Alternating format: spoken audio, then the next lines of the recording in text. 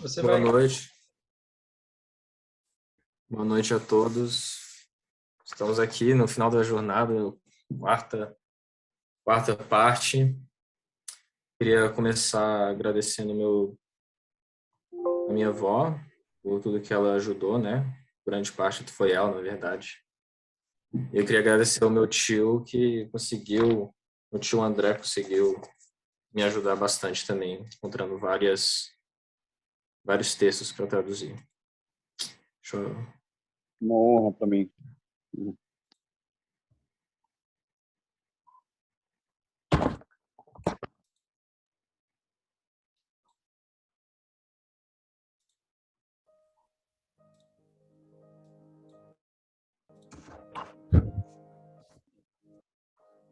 Então, eu queria começar hoje com uma profecia que a gente viu na parte 2 de Buda. Um Buda chamado Maitreya, o Buda da Fraternidade Universal, designado como o quinto Buda. Então, o Buda que trará a paz universal para o mundo, né? Então, se nós vermos, o primeiro Buda é Buda, o segundo foi Cristo, o terceiro Maomé, o quarto Bab e o quinto Bahá'u'lláh. Ó tu que esperas, não mais te demores, pois ele já veio. Vê o seu tabernáculo e a sua glória nele encerrada. É a glória antiga, com uma nova manifestação. Bahá'u'lláh foi o mensageiro de Deus que fundou a fé Bahá'í, cujo objetivo é a unificação e fraternidade entre todas as religiões, raças e nações do mundo, e a espiritualização do caráter humano. Bahá'u'lláh é o prometido, para quem o mais exaltado Bab preparou o caminho. Ele cumpre as profecias de todos os manifestantes de Deus anteriores, predizindo o retorno do Messias em uma era futura. A base da fé Bahá'í é que Deus é um. A humanidade é uma família. A base de todas as religiões é uma. Cada mensageiro ensina uma fase diferente da religião, em evolução de Deus, de acordo com as necessidades da época em que ele aparece. O propósito de Deus para os nossos tempos modernos é esta: a conquista de um mundo unido e a elevação do nível espiritual e moral da humanidade. Esse objetivo é a tônica dos ensinamentos de Bahá'u'lláh. Esses ensinamentos afirmam que a unidade mundial é o supremo remédio e solução para os principais problemas que afligem a raça humana nesta nova era, em que a ciência uniu a Terra em uma única unidade e tornou todas as nações interdependentes.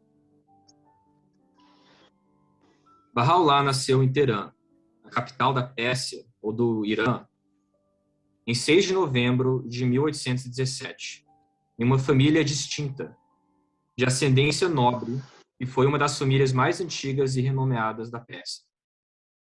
O nome de Bahá'u'lláh significa a glória de Deus. Seu pai era ministro da coroa real e possuía vasta riqueza, possuindo aldeias inteiras.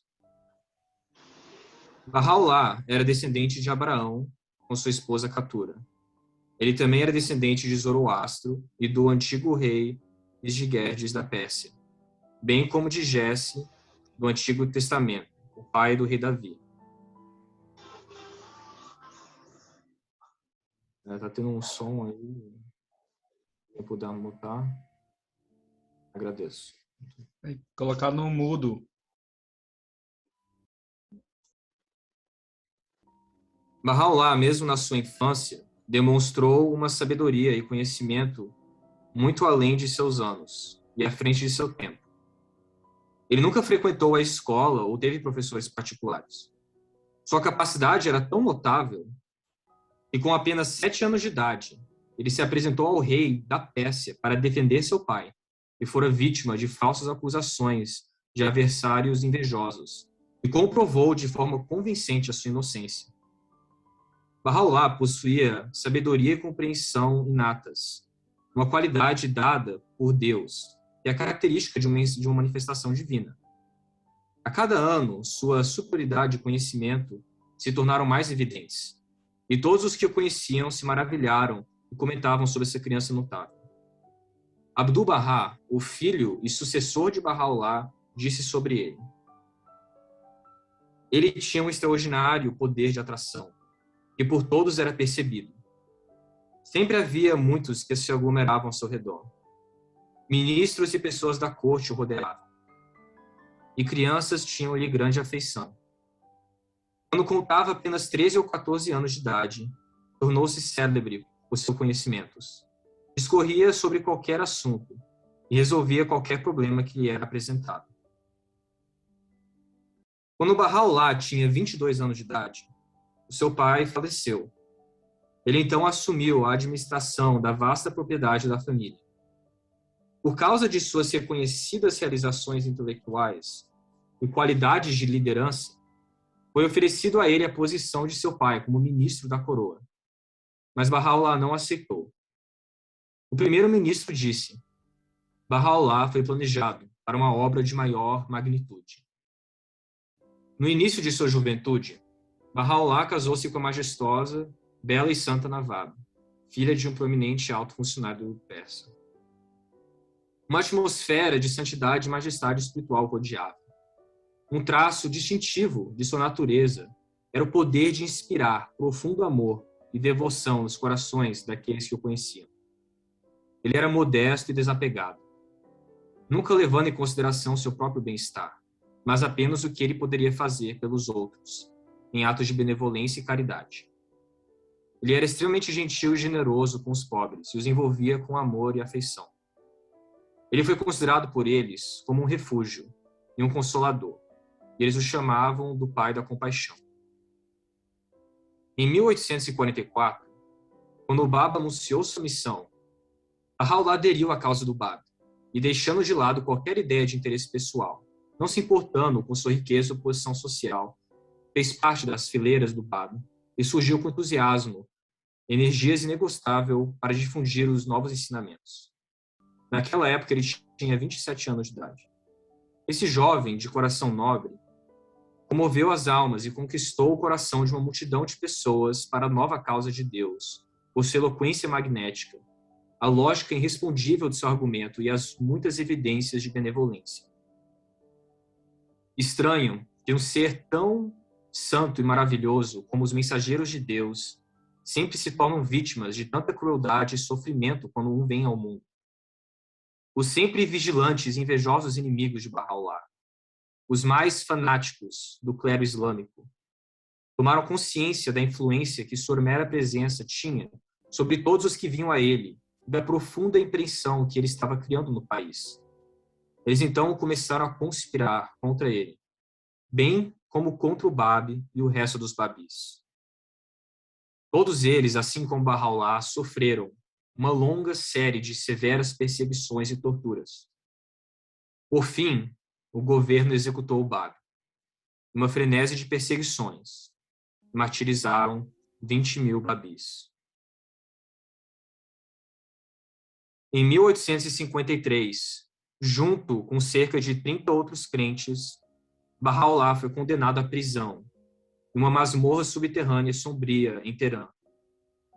Para chegar lá, ele foi forçado a andar acorrentado, descalço, com a cabeça descoberta, exposto aos fortes raios do sol do solstício de verão da Pérsia. Ele teve que andar de seu palácio nas montanhas até a capital.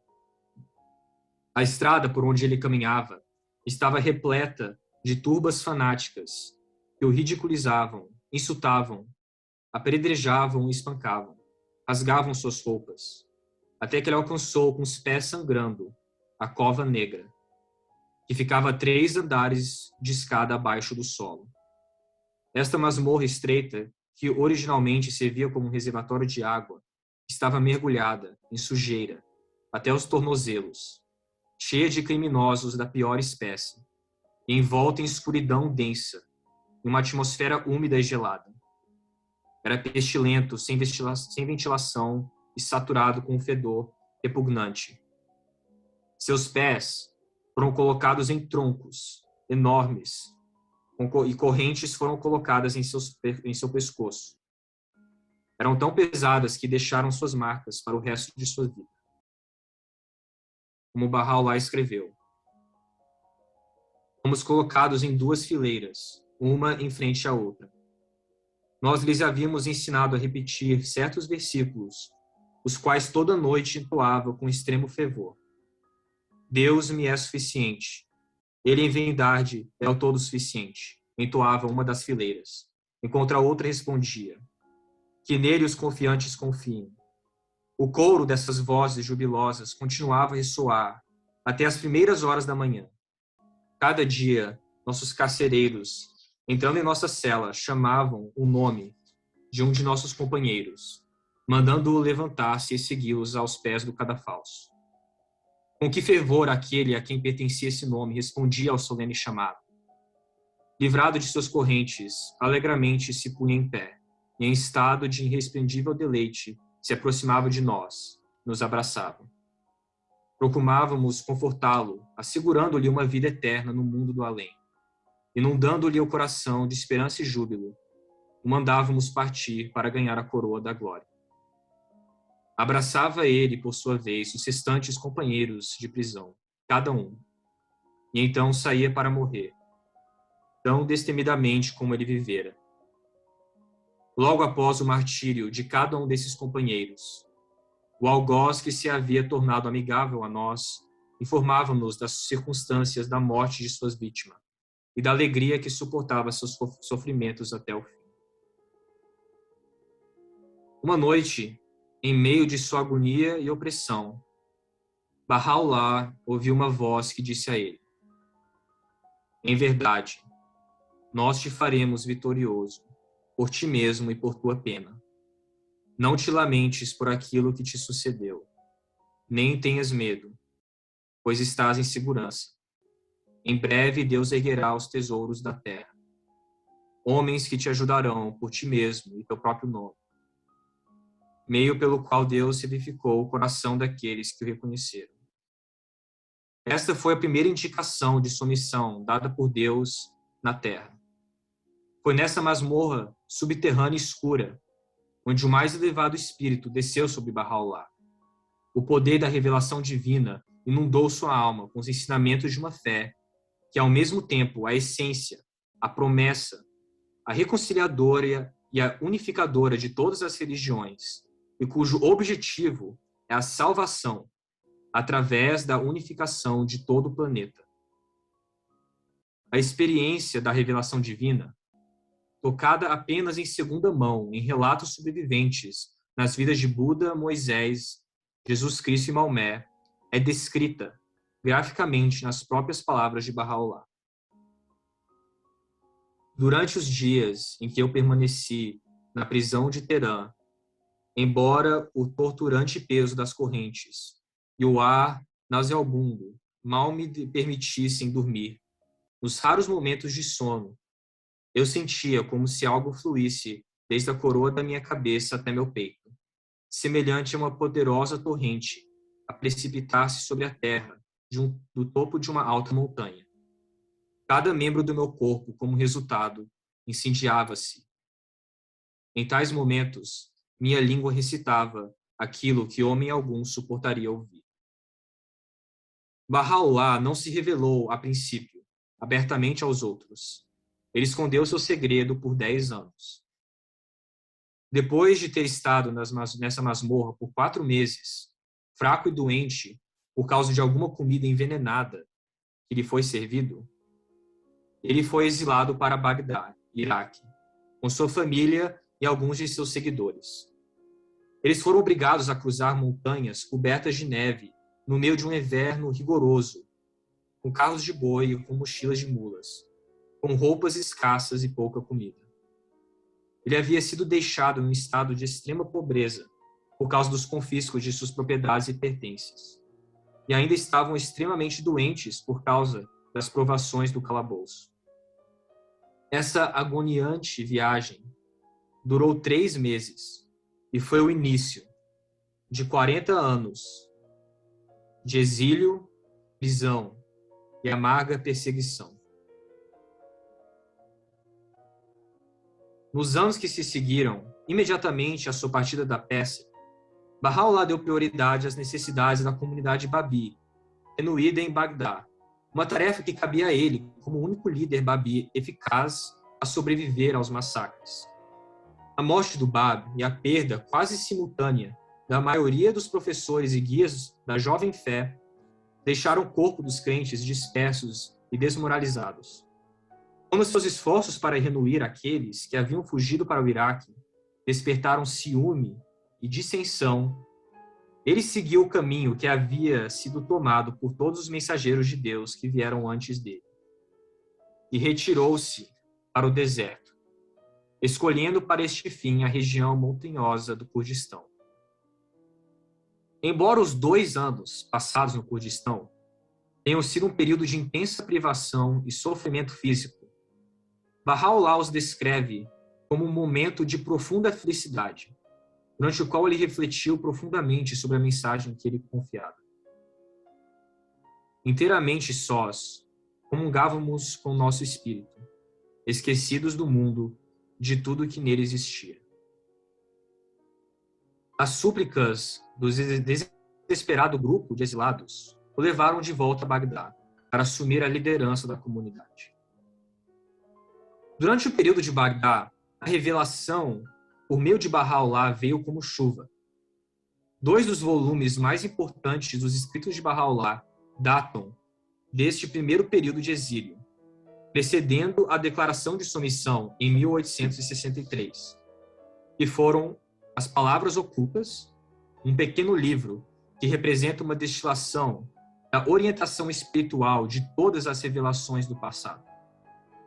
Um exemplo dos 153 aforismos nesse pequeno volume, onde Deus se direciona a nós, é: ó filho do ser, com as mãos do poder eu te fiz, com os dedos da potência eu te criei, e dentro de ti coloquei a essência da minha luz. Que estejas contente com isso, e nada mais busques, pois é perfeita a minha obra, inexorável meu mandamento. Não questiones, nem alimentes dúvida sobre isto. A segunda das principais obras escritas durante esse período foi o Livro da Certeza, o Kitab Arcano, um livro de 257 páginas, escrito em 48 horas, convocando os Babis a serem dignos da confiança que o Bab depositou neles e do sacrifício de tantas vidas heróicas. Bahá'u'lláh apresentou a eles o desafio de não apenas trazer suas vidas pessoais em conformidade com os ensinamentos, mas de fazer sua comunidade um modelo para a população de Bagdá. Os exilados foram galvanizados por esta visão. Nabil, um historiador que fazia parte desse grupo, deixou a seguinte descrição do grupo que cercou Bahá'u'lláh em Bagdá. Muitas noites, continuou Nabil, descrevendo a vida daqueles companheiros, esquecidos de si mesmos. Nada menos de 10 pessoas se mantinham com apenas um punhado de tâmaras. Nenhum dentre eles sabia a quem efetivamente pertenciam os sapatos, os mantos ou as túnicas que os encontravam em suas casas. Qualquer que saísse para a rua poderia alegar serem seus os sapatos que usavam na ocasião. E cada um que estivesse na presença de Bahá'u'lláh poderia afirmar serem seus, com efeito, o manto e a túnica que vestia. Até seus próprios nomes eles haviam esquecido. Seus corações estavam vazios de tudo que não fosse adoração por seu bem-amado. Ó alegria daqueles dias, a satisfação e encantamento daquelas horas. Para a consternação das autoridades consulares persas, que acreditaram que poram um fim aos Babis e que deveriam ter seguido seu curso, a comunidade dos exilados gradualmente se tornou um elemento respeitado e influente na capital provincial do Iraque e nas cidades vizinhas. Príncipes e dignitários, cidadãos comuns, incluindo os pobres, constantemente convocavam Bahá'u'lláh. Um de seus visitantes reais expressou: descessem todas as aflições do mundo sobre mim, e creio que não teriam nenhum efeito, estando eu na presença de Bahá'u'lláh. Uma multidão de peregrinos da Pérsia começaram a buscar sua presença. Temendo que a aclamação de Bahá'u'lláh estava levando entre influentes visitantes persas ao Iraque, reacendesse o entusiasmo popular entre os visitantes persas, o governo do Shah pressionou as autoridades otomanas a removê-lo para longe das fronteiras e para o interior do império.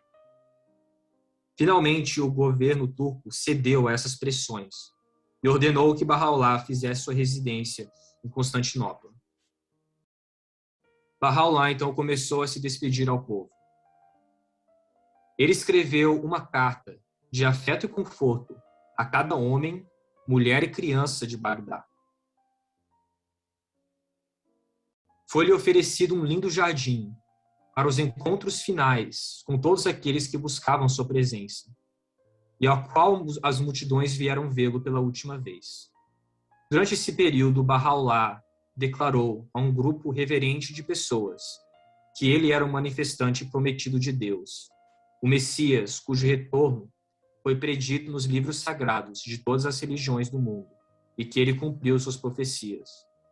Por um período de 12 dias naquele jardim, o jardim de Rizvã, que significa paraíso, Bahá'u'lláh derramou sobre aqueles que se reuniram ao redor dele a luz de seus ensinamentos divinos. Ficou claro que a humanidade estava no limiar de um novo estágio de desenvolvimento em sua evolução social, o estágio da unidade mundial. Foi com esse novo estágio de desenvolvimento que o propósito da fé de Bahá'u'lláh deveria estar intimamente ligado. Vislumbres foram percebidos do amanhecer da Idade Gloriosa e prometida, pela qual a humanidade esperou tantos milênios, nos quais a discórdia e a separação dos filhos dos homens terão dado lugar à reconciliação mundial e à completa unificação dos diversos elementos que constituem a sociedade humana. Incomparável a este dia, pois é como olhos para o passado séculos e eras, como uma luz para a escuridão dos tempos. Uma vez em Constantinopla, novamente após 4 meses, o governo persa convenceu as autoridades a enviá-lo ainda mais longe. No inverno de 1863, Bahá'u'lláh e sua família de seguidores foram enviados a Adrianópolis.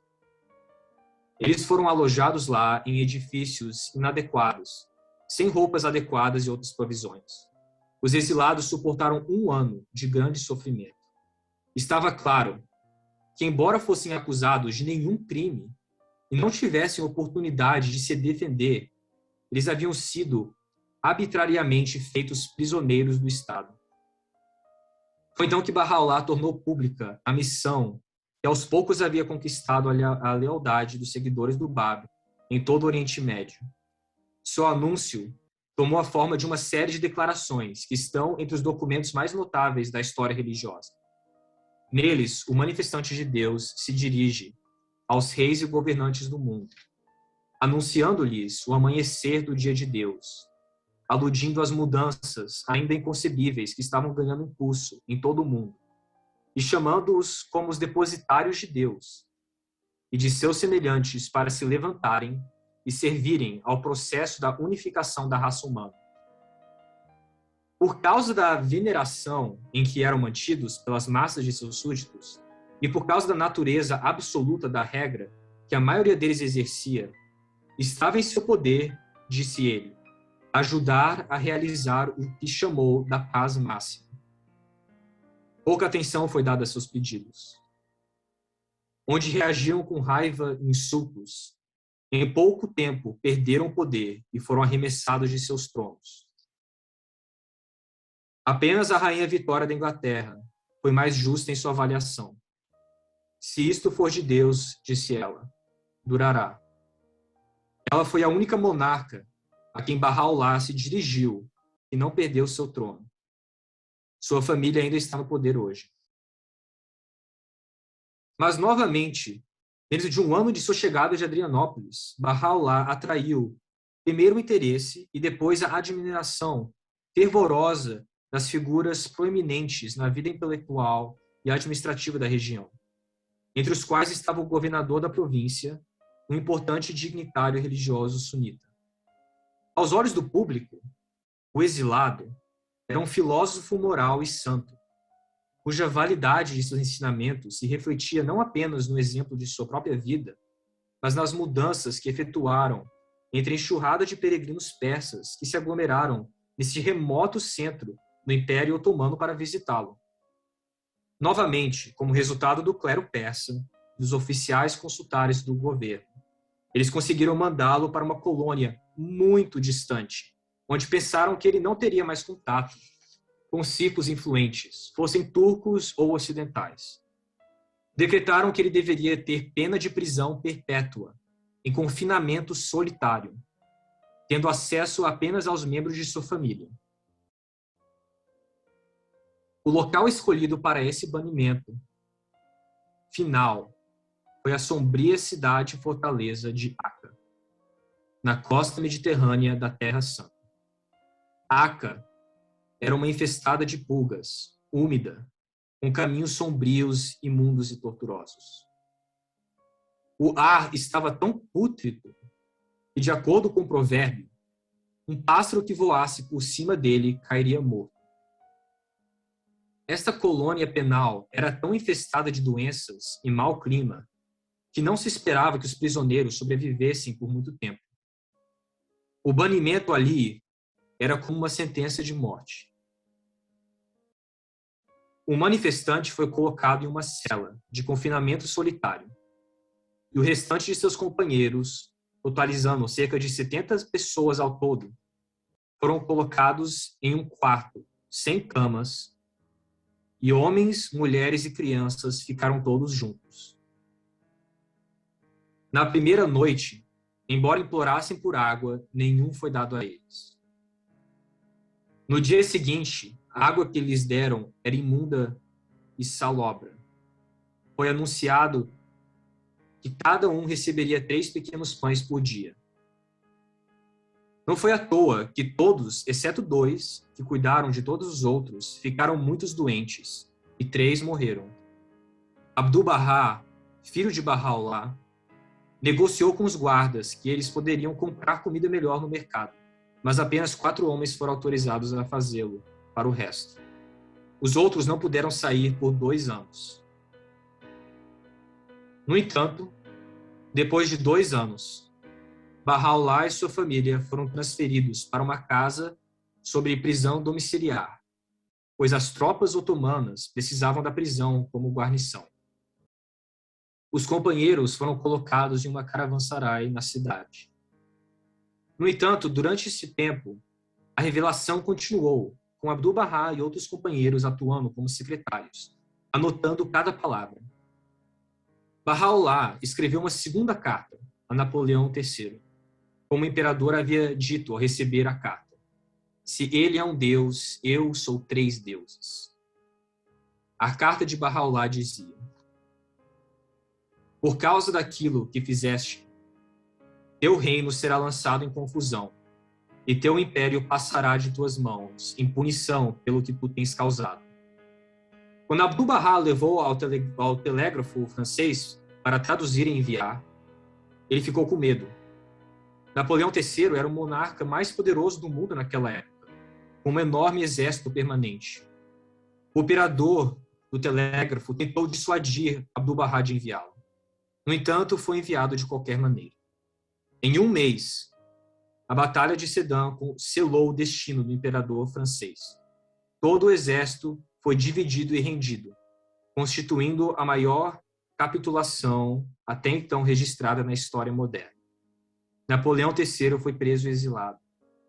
O operador do telégrafo ficou horrorizado e queria saber sobre a fé, e eventualmente se tornou um Bahá'í. Depois de 7 anos na casa, há uma história interessante de como Bahá'u'lláh deixou Acca para a vizinha área rural. Agora, os exilados eram considerados amigos. Até mesmo as autoridades da cidade eram admiradores deles. Abdu'l-Bahá tornou-se um representante de seu pai e constantemente visitava os enfermos e cuidava deles. Dava comida e roupas aos pobres e servia como consultor para inúmeros cidadãos que precisavam de ajuda e conselho. Logo, ninguém sabia porque todos eles haviam sido feitos prisioneiros. Os companheiros também eram cidadãos admiráveis, montando lojas e mercados, sendo apenas bons vizinhos.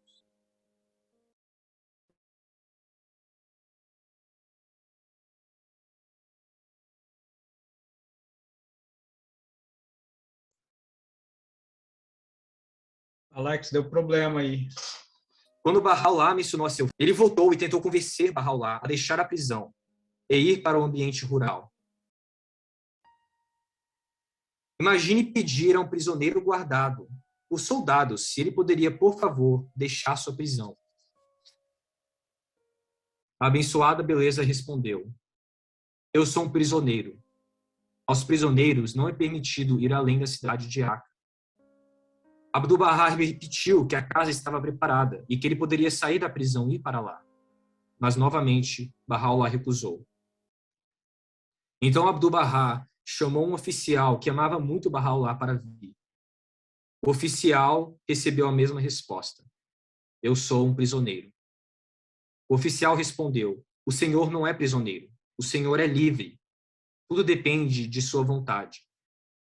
Novamente, Bahá'u'lláh não concordou, mas o oficial não soltou sua mão, insistiu e insistiu, até que a promessa foi dada. No dia seguinte, Abdu'l-Bahá foi à presença de Bahá'u'lláh com muita alegria. A abençoada beleza sorriu e disse que o homem que Abdu'l-Bahá tinha enviado era muito persistente. Embora uma carruagem puxada por cavalos nunca tivesse sido vista em Acas antes, Abdu'l-Bahá acompanhou seu pai até ela e os dois subiram. Enquanto saíram dos portões da cidade, os soldados que guardavam o portão os viram, mas não se moveram. Bahá'u'lláh, agora livre, passou os últimos 15 anos de sua vida em 2 casas diferentes no campo. Lá, Bahá'u'lláh revelou livros e epístolas de manhã à noite para os seus secretários. No final de sua vida, ele produziu incríveis 100 volumes e 50.000 epístolas. O campo também se tornou um cartão de visita para muitos peregrinos de todo o Oriente Médio, e a fé foi grandemente fortalecida e expandida. Em 1891, o único ocidental a estar na presença de Bahá'u'lláh recebeu uma audiência com ele. Essa pessoa não era um crente, mas era um professor de estudos do Oriente Médio da Universidade de Cambridge. Seu nome era professor E.G. Brown, e ele era um escritor e um estudioso. Ele deixou o único retrato de caneta de Bahá'u'lláh que temos. Ele escreveu: jamais posso esquecer-me da fisionomia daquele a quem olhava, embora não possa descrevê-la. Aqueles olhos penetrantes pareciam ler-nos a própria alma. Poder e autoridade residiam naquela testa larga, enquanto as linhas profundas na fronte de seu rosto indicavam uma idade que os cabelos pretos de azeviche e a barba, que em indiscutível magnificência quase tocava a cintura, pareciam desmentir. Não me foi preciso perguntar em presença de quem eu estava.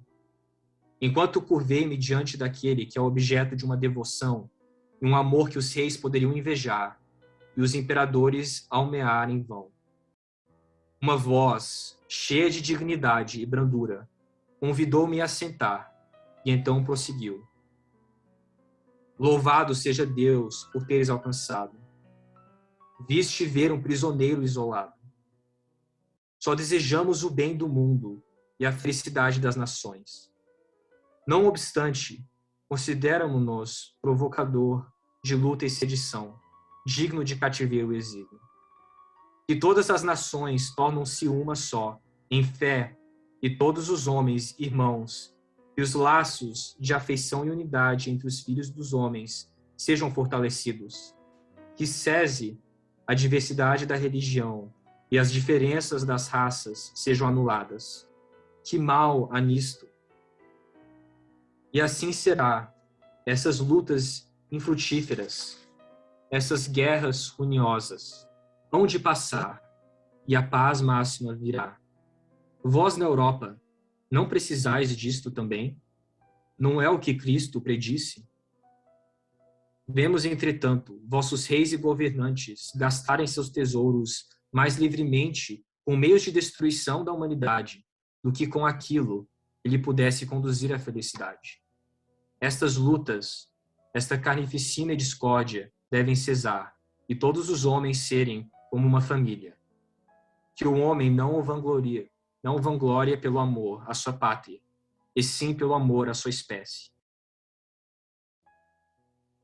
Bahá'u'lláh ascendeu ao próximo mundo em 29 de maio, em 1892, aos 75 anos de idade. Antes de morrer, ele escreveu um convênio, assinado e selado entre ele e todos os crentes, no qual seu filho, Abdu'l-Bahá, estava nomeado como intérprete dos escritos e chefe da fé. Isto era para evitar a velha praga do cisma e das facções. Esse pacto ainda está em vigor hoje. Abdu'l-Bahá escreveu outro, nomeando seu neto Shoghi Effendi. Hoje, a causa é coordenada pela Casa Universal de Justiça, que é eleita a cada 5 anos pelos votos das Assembleias Espirituais Nacionais, de 188 nações e territórios. Os Bahais vivem hoje em 100 mil localidades em todos os países do globo. A literatura foi traduzida a mais de 800 idiomas. Os princípios da fé são: se vocês quiserem se voluntariar para cada um ler um, seria ótimo. Posso ler uma, Alex? Quer que eu leia a primeira? Pode ser? Primeiro, unidade da humanidade. Segunda, a proteção e orientação do Espírito Santo. A investigação independente da verdade. Todas as religiões são uma. A religião deve ser a causa da unidade. Abolição de todos os preconceitos, sejam eles religiosos, raciais, nacionais, de classe ou de gênero. A ciência e a religião devem concordar. A ciência sozinha leva ao materialismo e a religião sozinha leva ao fanatismo.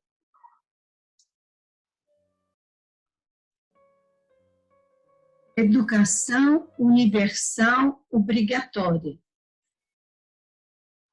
Uma língua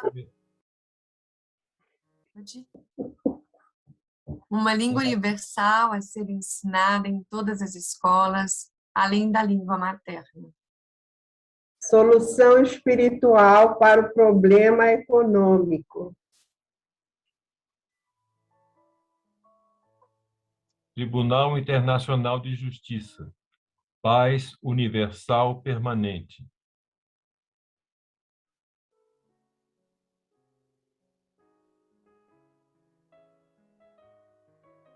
Em cada era, o ciclo tem ele, de conformidade com sua transcendente sabedoria, enviando um mensageiro divino para ressuscitar as almas desalentadas, esmorecidas, com as águas vivificadoras de suas palavras.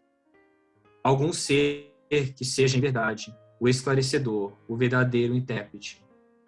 Desde que o homem não pode compreender aquilo que emanou da pena da glória e que está anotado em seus livros celestiais.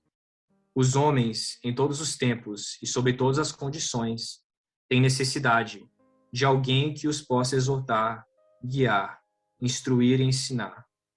Por isso tem ele enviado seus mensageiros, seus profetas e eleitos, a fim de que esclarecessem ao povo o desígnio divino, que baseia a revelação de livros do aparecimento de mensageiros, e para que cada um se tornasse consciente da incumbência de Deus que está latente na realidade de cada alma.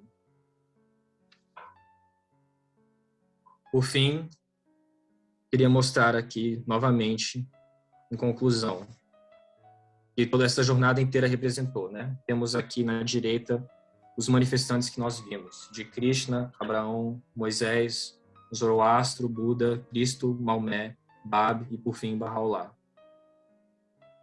Podemos ver que, através desses quatro apresentações, todos esses mensageiros mostram todas essas qualidades. E que existe esse convênio de Deus com a humanidade, de mandar esses mensageiros. E que uma das mais importantes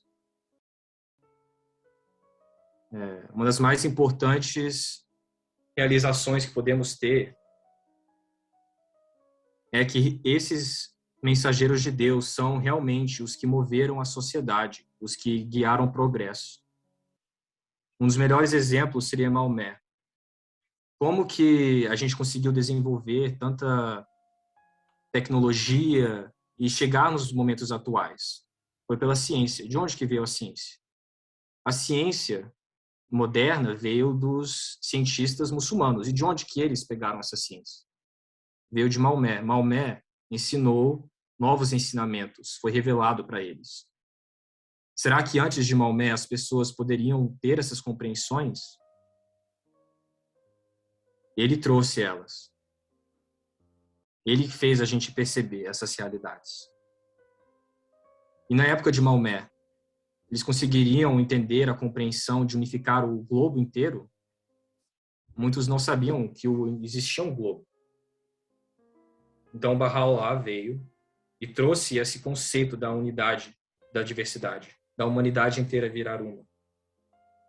E assim o progresso a gente vê hoje em dia, com um exemplo ser a internet, né? A internet trouxe a gente junto. É um exemplo de como essa unidade pode ser vista nas nossas vidas. E por fim, esse é o fim das nossas apresentações das manifestações divinas.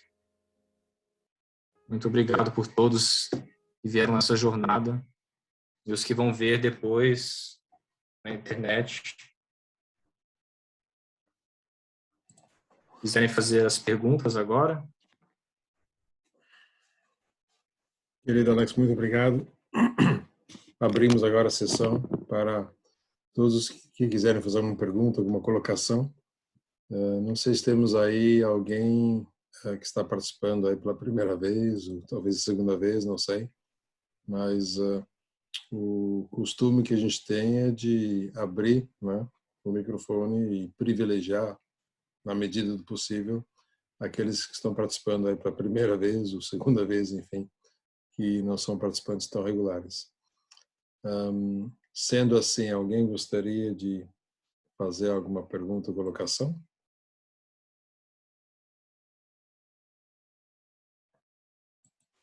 Antes que o nosso amigo Hulk voluntarie alguém.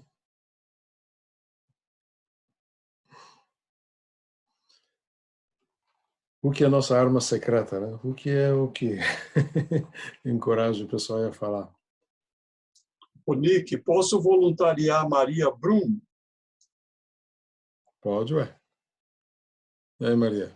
Clara. Maria Clara, que fez essa oração tão linda aí pra gente no começo. Gostaria de falar alguma coisa?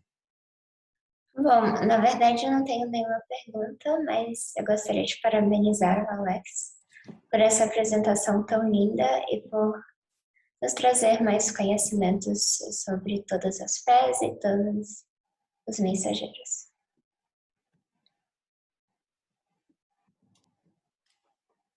Muito obrigado. Posso voluntariar a doutora Leila Bichos? Doutora Leila, Que bem-vinda. eu estou fascinada, impressionada e muito abalada por toda essa descrição histórica de muito sofrimento, de muita perseguição, e também de fé, de resignação. Nós não podemos nos livrar dos ditadores, dos sanguinários, se não for através do poder de Deus. Eu queria cumprimentar ao Alex por uma apresentação tão rica, por uma conferência tão comovente, com dados históricos, sociais, políticos, religiosos, e através de você, de jovens talentosos como você, é que nós podemos trilhar novos caminhos, formar novos líderes. Parabéns. Obrigado. Bom, agora, Alex, você sabe que você está em encrencas agora, né? Porque depois dessas apresentações, você vai ter que fazer outras agora. So, you're in trouble, man. Sue, queria falar alguma coisa? Por coincidência, hoje eu ouvi uma entrevista para o presidente de NASA e ele disse que quando ele era astronauta também, e quando ele estava fora do globo, Terra, no espaço, a pessoa que estava entrevistando ele perguntou: o que foi o sentimento que você sentiu quando viu o Terra inteira lá no espaço? E ele foi muito lindo. Ele disse que, sabe, eu não vi nenhuma divisão de religião, de raça, de nação. O Terra foi uno, só uno. Muito, muito conectado.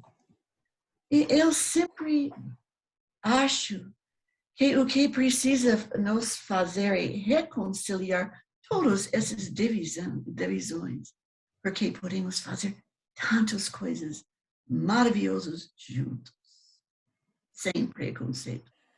Foi linda. Muito obrigado. Muito obrigado. Fátima, você queria falar alguma coisa? Fátima, Sim. pode falar.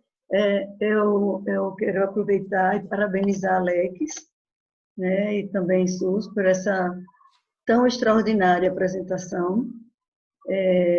E eu gostaria assim também de aproveitar, né, a fala da doutora Leila, que foi tão comovente também para mim, para nós, acredito, e dizer que a doutora Leila que Bahá'u'lláh, como uma manifestação suprema para os dias de hoje, ele teria todo o poder e condição de evitar toda essa perseguição e sofrimento. Mas ele diz que, nos seus escritos, que ele aceitou, né, esses grilhões de sofrimento para que pudesse a humanidade inteira se libertar do cativeiro, da opressão e adquirir a verdadeira liberdade, a verdadeira felicidade. Então, tudo isso podia ser evitado por ele, mas ele aceitou exatamente para que todos nós, a humanidade inteira, alcançássemos essa condição de liberdade e de felicidade plena. E, na verdade, assim, Bahá'u'lláh é o estabelecimento do reino de Deus na Terra, né? Então, quando a doutora Leila estava colocando assim suas palavras assim comoventes, eu lembrei disso que Bahá'u'lláh mencionou. Então era isso. Eu aproveito para antecipar assim minhas despedidas, porque eu tenho um compromisso logo mais e a qualquer momento eu posso me retirar aqui. Mas um prazer muito grande, uma alegria muito grande e minha gratidão, Alex e todos. Obrigado pela participação, querida. Obrigado. Obrigado, Fátima. Quem mais gostaria de falar alguma coisa? Georgina, você queria falar alguma coisa? Desculpa. Não, eu queria voluntariar também. Voluntariar a Ivani, se ela quiser dizer alguma coisa.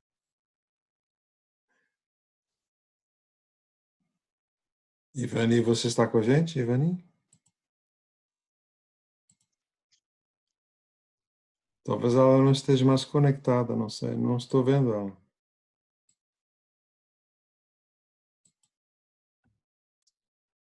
Posso voluntariar o professor Fernando Larroque? Sim. Então, bom, agradecer, né? Muito instrutivo, né? Muito forte, de muito conhecimento. E eu queria deixar uma sugestão.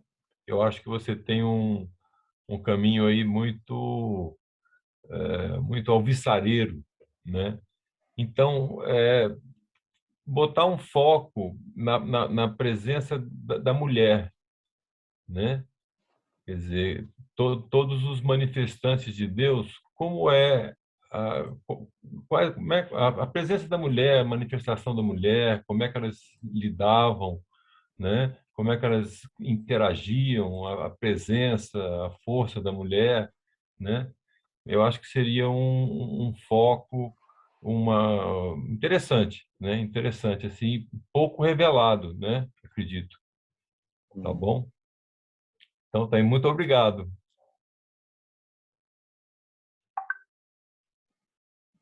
Obrigado, querido. Mais alguém gostaria de falar alguma coisa? Quem é que não falou ainda? Eu ia falar uma coisa, Nick, que é Cara. interessante que, através de Bahá'u'lláh, eu pude conhecer os outros manifestantes. E pude... Porque antes eu era católica de nome, ia na igreja de vez em quando, mas não entendia nem a posição de Cristo. Então, a partir do momento que eu me tornei Bahá'í, eu pude conhecer todos os manifestantes e criou uma lógica na minha cabeça também, porque eu gosto dessa parte científica, ter essa lógica, não assim, ter a fé é de suma importância, é claro, né, que sem fé a gente não é nada, mas a princípio a coisa que me chama é a lógica. Então, e através de Bahá'u'lláh eu pude conhecer os outros manifestantes e amar cada um deles. Então, antes eu gostava das palavras de Cristo, eu gostava da Bíblia, eu gostava do que falava, mas eu não conseguia compreender a que profundidade era e qual a posição. Então, através de Bahá'u'lláh, eu pude reconhecer cada um deles e conhecer um pouco mais sobre cada um deles. Eu sei que a Su e o Alex fizeram um trabalho assim magnífico, é muito difícil você falar em tão pouco tempo sobre cada manifestação. Tem um outro lado de cada manifestação que fala também sobre o que cada um veio desenvolver na parte do reino animal, que cada um veio trazer. Se a gente for pensar assim, Cristo veio falar de amor, cada um veio falar de uma coisa, Bahá'u'lláh veio falar da unidade mundial, cada um veio falar de um pedacinho, né? Que vai compondo a sociedade que a gente é atualmente. Mas é realmente incrível, eu acho assim que vale a pena a gente ver assim como que foi crescendo. Eu, como sou professora, como muitos de vocês, você vê realmente o crescimento da criança e vai vendo o que ela pode aguentar e o que ela pode receber naquele momento e vai colocando sempre um pouquinho a mais e você vai vendo o crescimento daquela criança. E os manifestantes fazem isso com a gente também, né? Vão vendo o que a gente pode suportar em cada época. Era isso, mas eu queria agradecer, adorei as 4 apresentações, muito obrigada.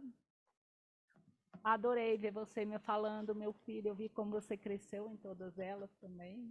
A mãe puxa saco. A mãe coruja, né? Mãe coruja. Legal. Não, foi bem colocado, viu, Karen? Eu acho que isso que você falou é muito interessante, porque eu acho que milhões e milhões de pessoas aí no mundo que cresceram, talvez, numa cultura, num ambiente de hinduísmo, judaísmo, cristianismo, budismo, islamismo, seja o que for, que se tornaram Baha'is, interessante, eu acho que eles dariam uma descrição dessa experiência muito parecida com a sua, ou seja, de que aceitar a fé Bahá'í, aceitar e amar a Bahá'u'lláh, foi um passo inicial na descoberta de outros manifestantes de Deus também, que eles talvez tivessem ouvido falar, mas de uma forma muito superficial, ou talvez nem tivessem ouvido falar. E reconheceram, descobriram e amaram a todos esses manifestantes de Deus, tal como você. Então, acho que foi uma colocação realmente muito interessante. Muito, muito interessante. Obrigado. E agora, queridos amigos... falar rapidinho, sei que está acabando o tempo. Sim. Pode falar sim, pode. É bem rapidinho. Parabenizar essa dupla maravilhosa, essa junção e todo esse material maravilhoso que está aí, não que foi, mas que está aí. Então, eu gostaria de poder sugerir, e principalmente por Alex ser um jovem, de que vocês pensassem como fazer com que isso chegue mais ao alcance de mais jovens. A gente sabe que essa forma, esse convite, não atinge todos, porque a minha vontade, eu mesma não consegui participar dos 4 encontros, é que essa sala estivesse repleta, para que pudesse estar absorvendo esse apanhado histórico maravilhoso de ensinamentos, mas que não fique. Eu sei que está gravado, isso é muito bom, mas ainda assim o alcance é pouco. Então, meio que é uma sugestão e um pouco de desafio também, de que vocês pensem, consultem, reflitem, como é que pode fazer com que vocês tenham talvez um espaço que você, Alex, chame um a um os jovens que você conhece e que vocês possam ter oportunidades de ter uma roda de conversa, não sei se virtual, presencial, quanto, que frequência, não vou sugerir absolutamente nada, mas... É algo que eu refleti bastante já. Eu estou refletindo há muito tempo sobre isso. Então, maravilha. Aproveite esse material. Eu lembrei agora também, a gente vai juntar tudo e ter a bibliografia. Então, quem quiser mandar os e-mails para receber tudo isso inscrito com as bibliografias, só colocar no chat que dá para a gente pegar e mandar daí depois. Ótima ideia. Perfeito. Bom, então, queridos amigos, chegamos aí ao final dessa nossa sessão e ao final do nosso ciclo aí de apresentações do Alex e da Su sobre os manifestantes de Deus. Hein? E temos apenas que agradecer a eles, assim, de todo o coração, por terem nos ajudado a embarcar nessa jornada e por termos aprendido tanto, né, sobre a vida desses manifestantes, graças a eles. E como é de hábito, né, agora nessa última parte aí da nossa sessão, não seria um Farside, né, sem a participação e a música do nosso superstar musical, Max Williker, que graças a Deus está conosco aí. Georgina. Oi, Georgina. Sim. Só lembrando que na próxima sexta-feira quem vai falar é a Virgínia. É a Virgínia, né? É isso. A Virgínia. Qual é o tema? Me lembra qual é o tema, Georgina? O tema dela vai ser sobre... Eu estou com Alzheimer. Esqueci mesmo. Mas o tema é bastante interessante. Legal. Perfeito. A Virgínia vai falar... Deixa eu ver se eu encontro aqui. Todos têm que participar para saber qual vai ser o assunto. Olha, o negócio é o seguinte, bem falado. É melhor. O tema é esse, o tema é segredo. Ó. Só vão saber no dia, viu? Só vão saber no dia. É isso aí, legal. Nem eu sei qual é o tema, na verdade não sei ainda qual é o tema, mas a gente vai divulgar e os amigos vão ficar sabendo. Enfim, legal. Bom, Max, exerça a sua mágica aí. Vamos lá. Como o tema hoje foi Bahá'u'lláh, a música é sobre Bahá'u'lláh.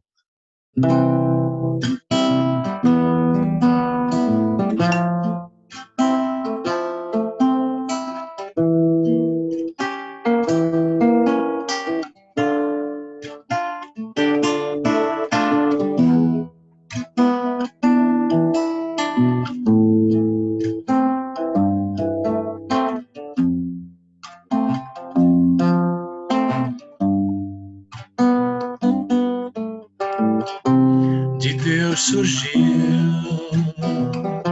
do céu a terra, feito orvalho da manhã,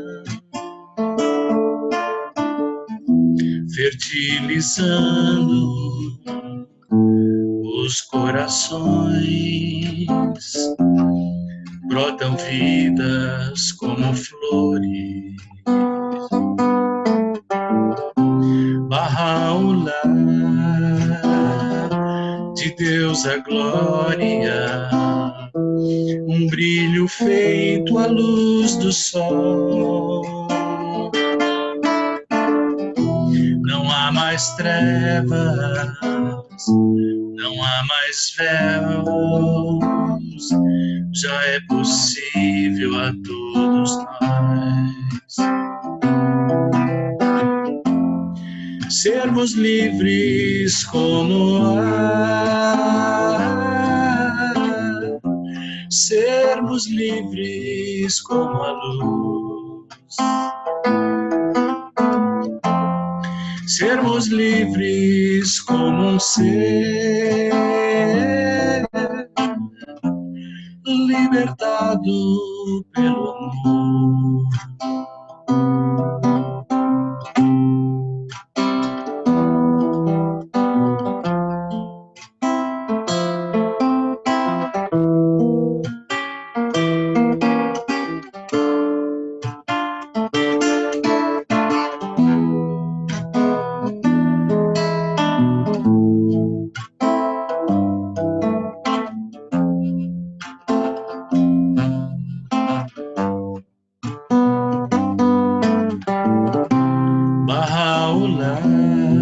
Bahá'u'lláh, de Deus a glória, um brilho feito à luz do sol. Não há mais trevas, não há mais véus, já é possível a todos nós sermos livres como o ar, sermos livres como a luz, sermos livres como um ser libertado pelo amor, sermos livres como um ser libertado pelo amor.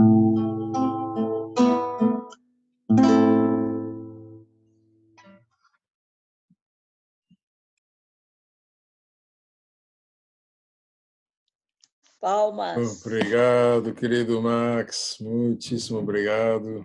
Obrigado, Alex, Su. Obrigado a todos aí que nos alegraram com sua participação. Um abração a todos. Ótimo fim de semana. E se Deus quiser, nos veremos aí na próxima sexta-feira. Tá? Beijos. Nós que agradecemos muito. Obrigado, Tchau. obrigado. Obrigado, queridos. Tchau. Obrigado, Max. Obrigado. Boa noite. Obrigado, Alex. Obrigada, Alex. André. Oi, Danielzinho, Karen. Obrigada, Su, André, todo mundo, Max.